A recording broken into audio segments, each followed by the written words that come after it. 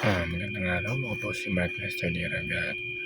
Ito po ang aking daily devotion ngayong July 7. God's solution to our greatest problem, Isaiah, na tinalakay po ni Pastor Russell Ocampo sa 365 daily devotion.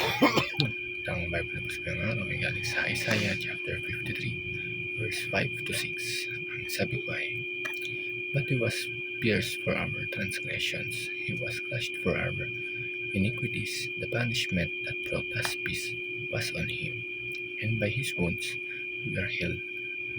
We all like sheep have gone astray. Each of us has turned to our own way, and the Lord has laid on him the iniquity of us all." Sa Isaiah chapter 53, ang isa sa mga pinakakilalang propesiya sa buong Biblia tungkol kay Jesus Christ. Isinulat ito ni Propeta Isaiah daang-daang taon bago pa ipinanganak si Jesus. Ngunit malinaw nitong inilalarawan ang kanyang pagdurusa at ang dahilan kung bakit siya naparito sa mundo. Minsan iniisip natin na ang pinakamalaking problema natin ay kakulangan sa pera, mga pagsubok sa buhay, sakit o mga problema sa ibang bagay. Totoo na mabigat ang mga iyon, pero ayon sa Biblia, ang mga pinakamalaking problema ng tao ay ang kasalanan. Ito ang dahilan kung bakit tayo nahiwalay sa Diyos at hindi natin kayang iligtas ang ating mga sarili. Pero ang magandang balita ay hindi tayo pinabayaan ng Diyos dahil sa kanyang dakilang pag-ibig. Gumawa siya ng paraan upang tayo ay maligtas. Ang solusyon ng Diyos sa ating pinakamalaking problema ay si Jesus. Ang first teaching is, God is loving and just. Ang Diyos ay parehong mapagmahal at makatarungan. Dahil mahal niya tayo, gusto niya tayong iligtas.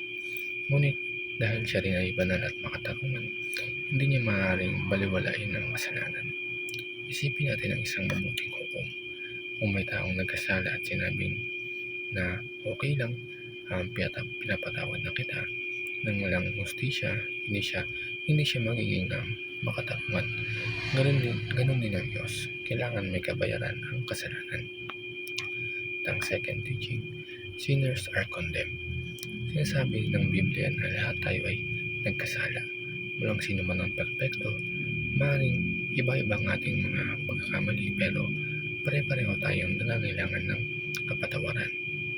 Minsan, ikinukumpara natin ang sarili natin sa ibang tao at iniisip natin na mas mabuti naman ako kaysa sa iba. Pero ang sukatan ng Diyos ay hindi ang ibang tao. Ang sukatan niya ay ang kanyang sariling kabanalan. Sa sarili nating kakayahan, wala tayong magagawa upang mabayaran natin ang ating mga kasalanan.